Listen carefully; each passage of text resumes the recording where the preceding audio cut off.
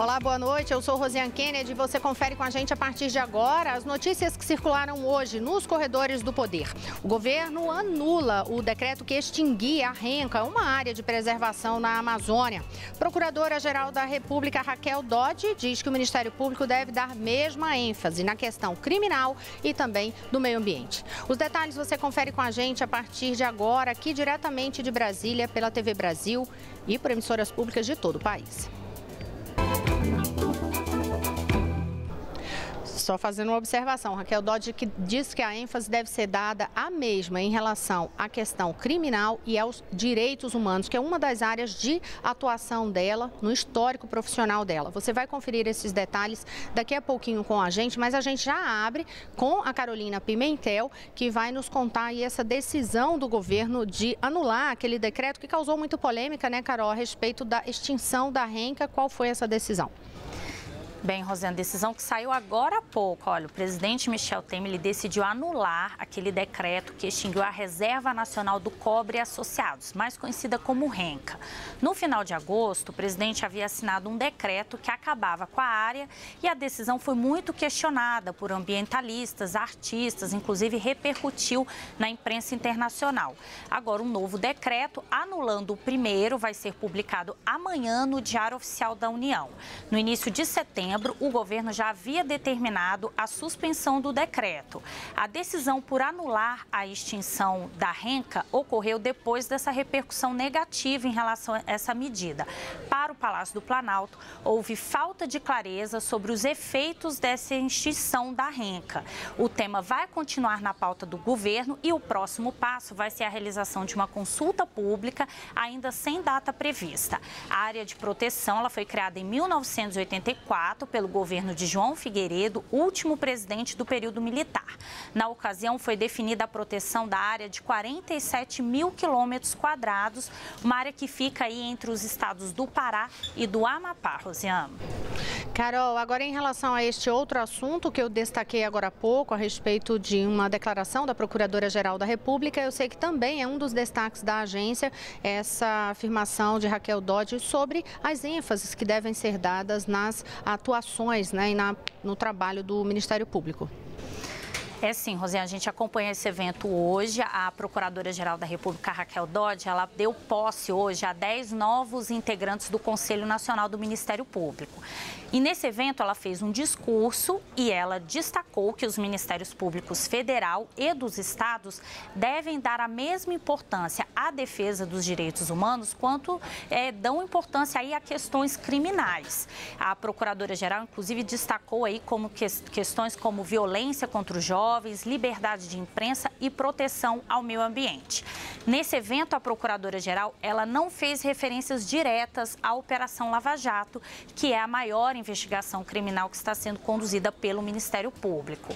Agora, no discurso, a procuradora Raquel Dodge disse também que estudos apontam um aumento da simpatia por posições totalitárias no Brasil e no mundo.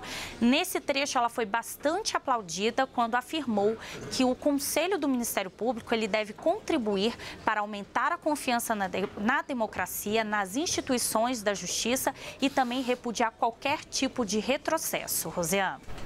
Obrigada, Carolina Pimentel. A gente lembra que outros detalhes você confere no site agenciabrasil.abc.com.br. E olha, eu conversei com o presidente do Conselho Nacional, da Associação Nacional dos Procuradores da República, a ANPR, que é o José Robalinho Cavalcante. Conversei, inclusive, sobre esta chegada de Raquel Dodge à Procuradoria-Geral da República como a primeira mulher a assumir o comando nacional do Ministério Público, o que esperar desta atuação e sobre os desafios do Ministério Público neste momento de tantas investigações no país. Ele falou sobre isso, falou sobre o CNMP, a atuação, sobre momentos em que os procuradores, por exemplo, buscaram holofotes décadas passadas e que isso terminou ali gerando até mesmo punição no Conselho, e falou principalmente deste momento atual e da carreira no Ministério Público. Esta conversa com Rosiane Kennedy hoje com José Robalinho Cavalcante vai ao ar logo mais às 9h30 da noite aqui na TV Brasil,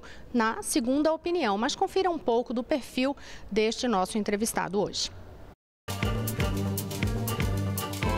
Ele é um dos representantes do Ministério Público na Estratégia Nacional de Combate à Corrupção e Lavagem de Dinheiro e faz parte da principal rede que elabora políticas públicas para enfrentar esses crimes. Foi auditor do Tribunal de Contas da União e consultor legislativo da Câmara dos Deputados. Professor de Direito Penal, José Robalinho Cavalcante é o presidente da Associação Nacional dos Procuradores da República, uma carreira que vem ganhando protagonismo em tempos de Lava Jato.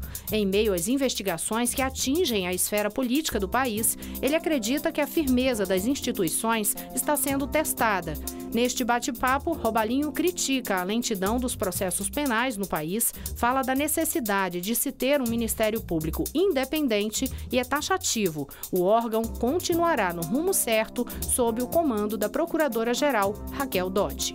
Não há como negar de que é um período com muitos desafios e que a firmeza das instituições está sendo testada. O Ministério Público não tem que se deter perante poderes, nem tem que se deslumbrar por estar atacando poderes. Temos certeza que o Ministério Público Federal está em excelentes mãos ou continuará em excelentes mãos.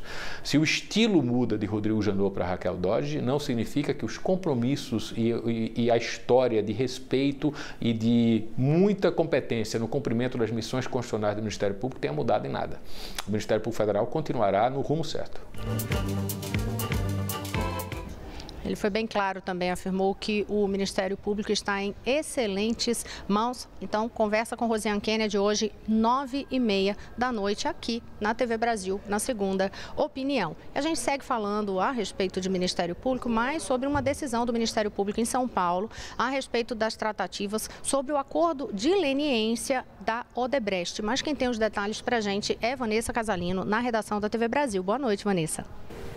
Olá, Rosiane, boa noite para você, boa noite a todos. O Ministério Público de São Paulo rejeitou o acordo de leniência firmado entre o Odebrecht e o Ministério Público Federal. Segundo a Promotoria Paulista, o Tribunal Regional Federal da 4ª Região, sediado em Porto Alegre, verificou a existência de vício no acordo.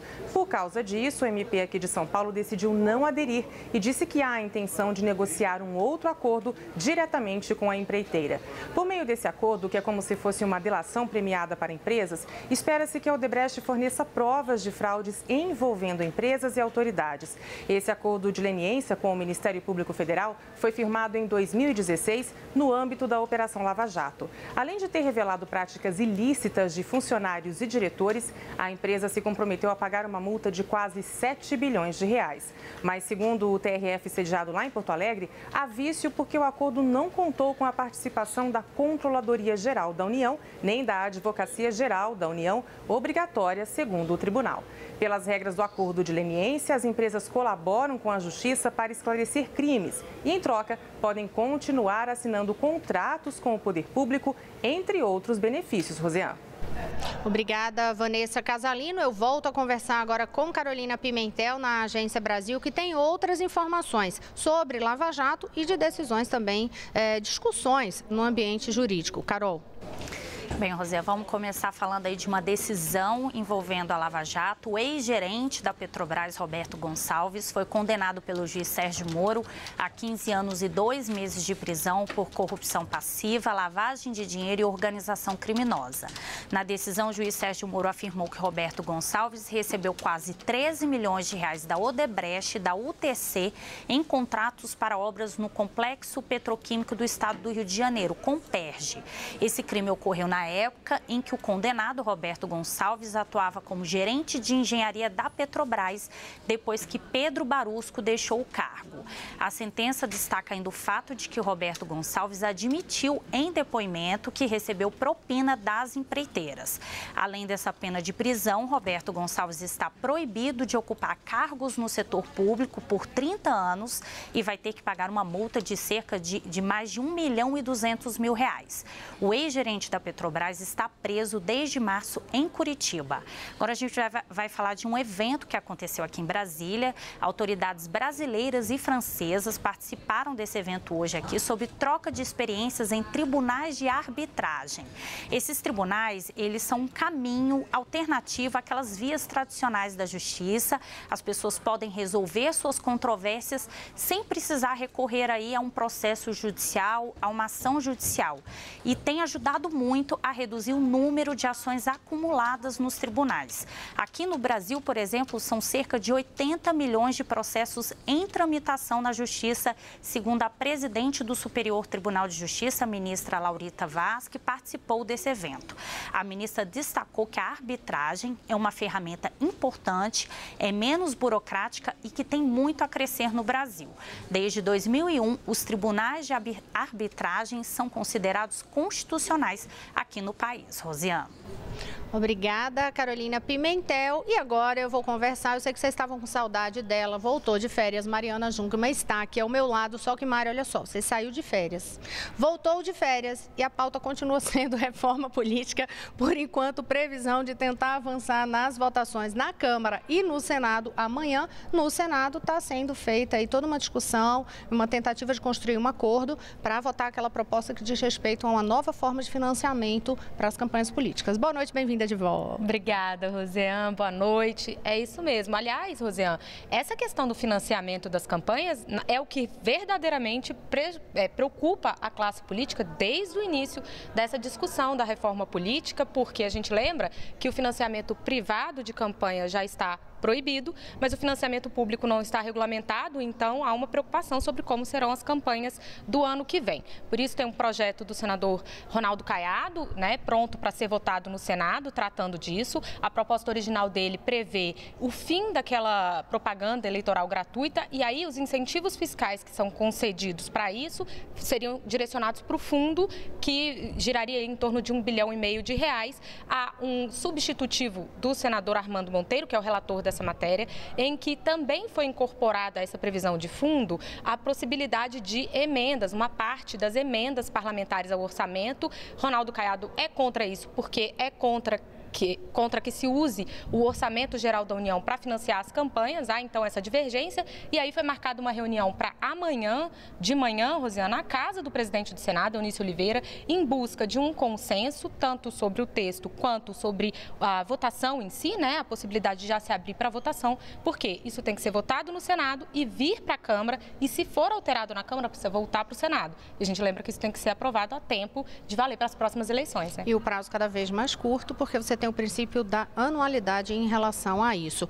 Olha, já que a gente está falando de reforma política, pensando em eleições do ano que vem, eu vou aproveitar para trazer um pouco do cenário internacional, de eleições no cenário internacional, porque termina tendo, o resultado de algumas eleições mundo afora, o resultado termina tendo impacto também em relações bilaterais, em comércio e tudo. E a eleição que a gente vai falar é sobre a recondução da chanceler Angela Merkel na Alemanha, reconduzida aí para o comando do país. Quem tem detalhes para a gente sobre isso é Daniele Popov. Dani, boa noite. Ela já recebeu aí cumprimentos de líderes pelo mundo inteiro. Exatamente. Angela Merkel foi a primeira-ministra alemã, foi reeleita pela quarta vez consecutiva, pelo quarto ano. O presidente Michel Temer já fez os seus cumprimentos, saudou a chanceler alemã por meio de sua conta no Twitter e disse que quer continuar a aumentar a parceria entre Brasil e Alemanha. Outros líderes mundiais, como você disse também, felicitaram Angela Merkel, como, por exemplo, o presidente francês Emmanuel Macron, que telefonou para Merkel e disse que quer continuar essa união entre os dois países e unir também os outros países da União Europeia. O primeiro-ministro de Israel, Benjamin Netanyahu, também saudou Angela Merkel e escreveu em suas contas nas redes sociais que Merkel é a verdadeira amiga da Alemanha. E o presidente da Comissão da União Europeia, da Comissão Europeia, ele disse que Angela Merkel, agora mais do que nunca, a União Europeia precisa de um governo alemão forte. Agora, essas eleições marcaram também um outro fato. Marcaram a ascensão de um partido de extrema-direita. Mas vamos ver os detalhes, então, na reportagem. A União Democrata Cristã, partido de Merkel, recebeu 33% dos votos nas eleições parlamentares. A primeira-ministra comemorou a vitória, mas lamentou que um partido de extrema-direita, o Alternativa para a Alemanha, tenha recebido 13% dos votos. Desde o nazismo, esta é a primeira vez que a extrema-direita ganha tantas cadeiras no parlamento alemão.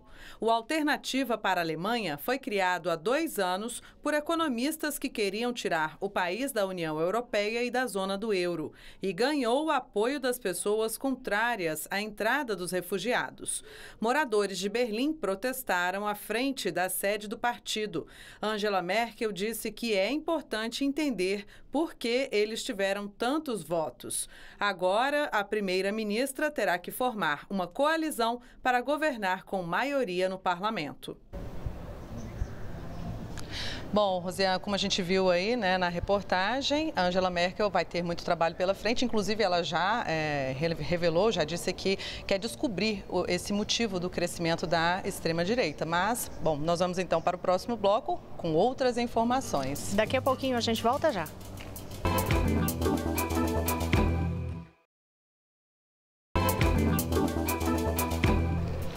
Olá, estamos de volta. Eu sou Rosiane Kennedy e você confere com a gente as notícias que circularam hoje nos corredores do poder.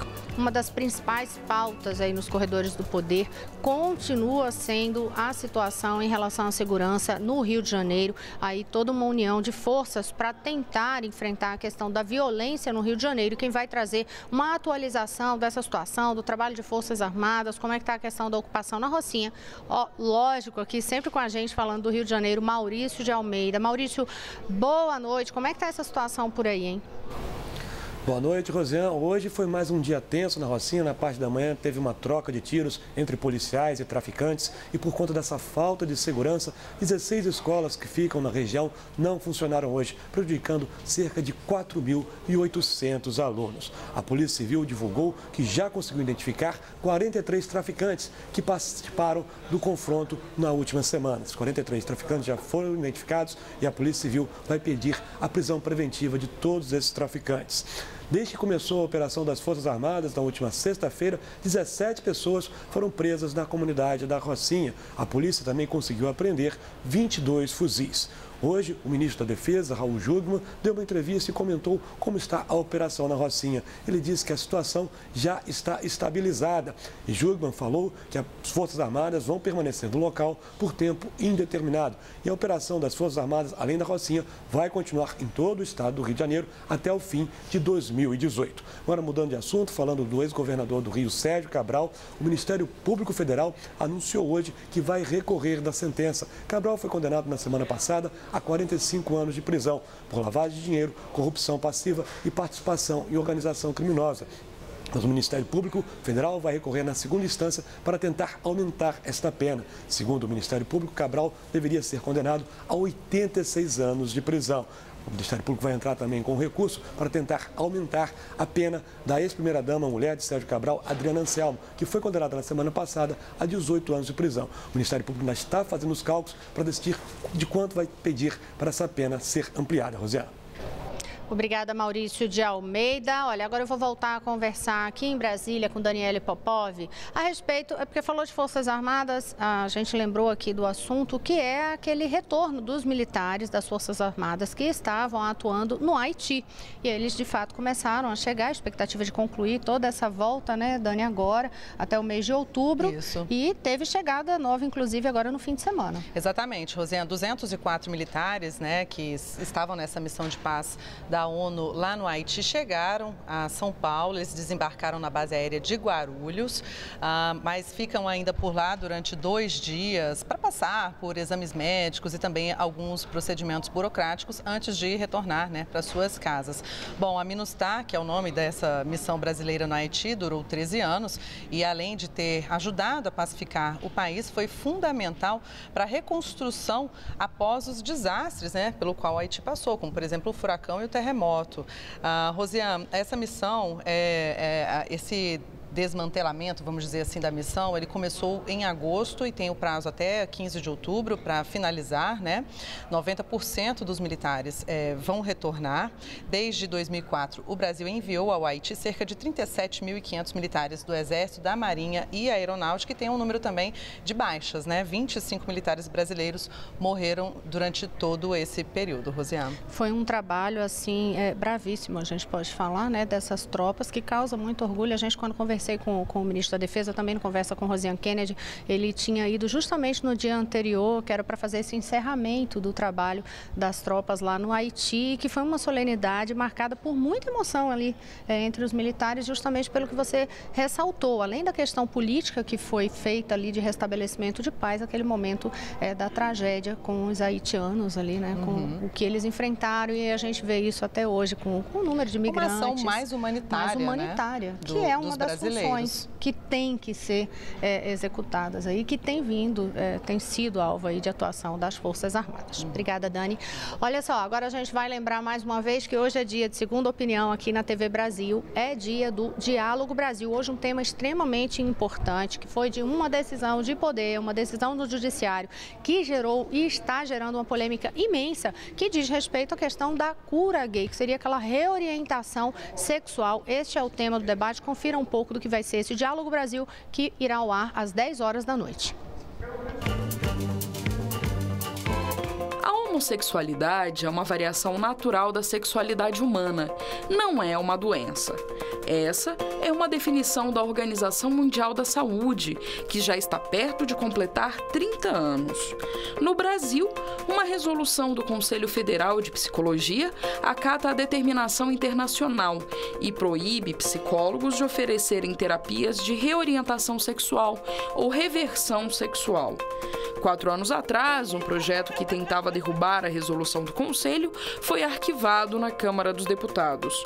Agora, a polêmica está de volta.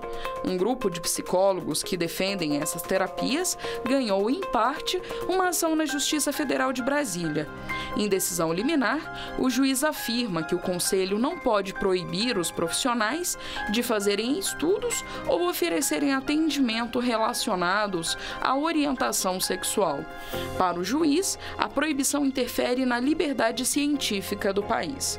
O Conselho Federal de Psicologia entende que a decisão judicial abre uma possibilidade perigosa do uso de terapias de reversão sexual, que ferem os direitos humanos e não têm qualquer embasamento científico. A repercussão foi imediata. As redes sociais foram inundadas com protestos de estudiosos, de movimentos ligados aos direitos humanos e de personalidades de diversas áreas. Como é que cura um ser humano de amar o outro, gente?